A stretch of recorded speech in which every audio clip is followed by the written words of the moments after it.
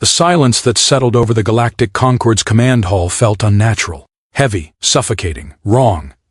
For centuries, the great alliance of worlds viewed humanity as the polite diplomats of the stars, the species that always smiled, always compromised, always offered treaties instead of threats.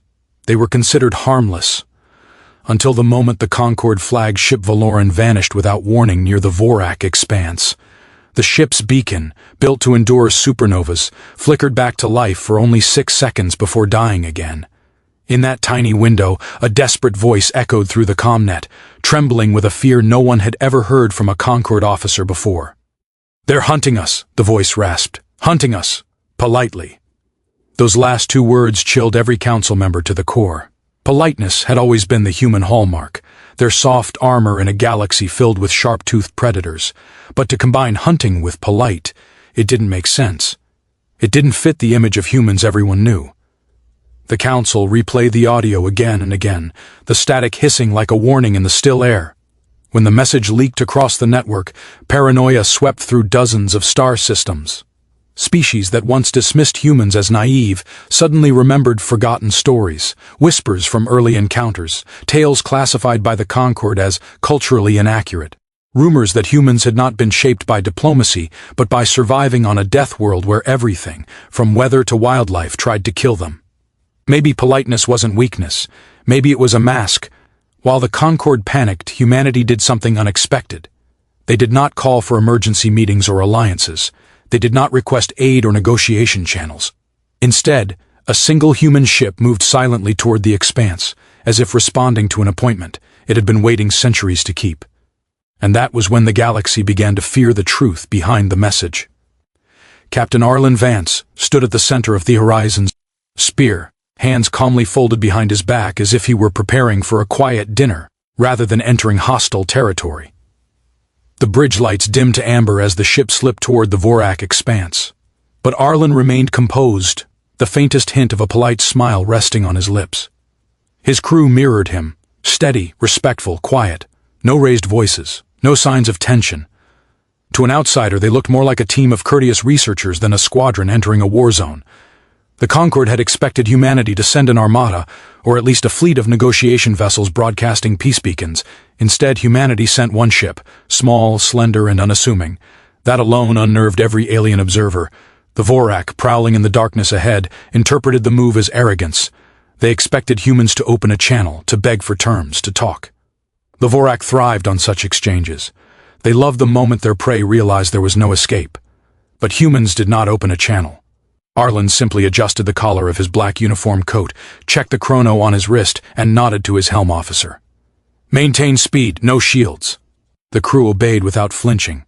Alien intelligence units monitoring the human vessel panicked. No shields meant certain death. No defensive posture meant surrender. Yet the humans radiated a strange serenity, as if danger itself amused them. The Vorak ships tightened formation, preparing to strike. But before they could fire, the horizon's spear vanished, cleanly, instantly, completely, from every sensor in a 50-light-year radius. The Vorak roared in confusion. Concord officials gasped in disbelief. Arlen simply whispered, somewhere in the dark where neither scanner nor eye could follow, "Thank you for waiting." And the hunt quietly began. The Vorak considered themselves the undisputed apex hunters of the galaxy, a species forged in the brutal labyrinths of their homeworld. Dark jungles where only the strongest lived long enough to learn their own names. Their ships reflected that legacy, armored, spiked, predatory in form and function. They believed they understood fear because they inspired it, but they had never crossed paths with a species that evolved on a world far crueler than their own. They had never hunted humans. At first, Vorak commanders dismissed the disappearance of the human ship as a trick, some cheap cloaking technique. They scanned the void, fired blind volleys into the dark, and snarled orders at their crews. Yet every sweep returned the same impossible reading. No energy trail, no heat signature, nothing. It was as if the horizon's spear had never existed. Then the first Vorak vessel went silent. It didn't explode, it didn't drift. It simply stopped. Life signs vanished, systems offline, the ship left floating like a gutted carcass. The Vorak panicked and tightened their formation, but another ship dropped into dead stillness minutes later. Then another. No alarms. No detected intruders. Only the brief echo of a soft human voice captured by one terrified crewman on a failing suit recorder. Please hold still. Hunters, for the first time, in generations, felt hunted. Whispers spread across the remaining ships. Humans had always been too calm, too polite, too patient. Only prey behaved that way. But what if humanity's courtesy wasn't submission but confidence? A quiet predator's smile before the strike. Every Vorak crew member now feared the darkness around them, imagining human eyes watching from angles no alien mind was built to comprehend. And in the command ship, the Vorak warlord realized the ancient truth he had ignored. Politeness was not a weakness. It was a warning. By the time the artificial dawn cycle flickered across the Vorak flagship's internal displays, the warlord already knew he was alone. Not truly alone. His crew still stood at their posts, trembling. But every ship that had accompanied them into the expanse now floated dead or had simply vanished without a trace. The void outside felt heavier than space had any right to be. It felt watched, hunted. A quiet chime echoed through the bridge. No doors opened, no alarms sounded. But a human now stood at the center of the Vorak command deck, as if he had been there all along, brushing a faint line of dust from his dark uniform coat. Captain Arlen Vance didn't raise a weapon.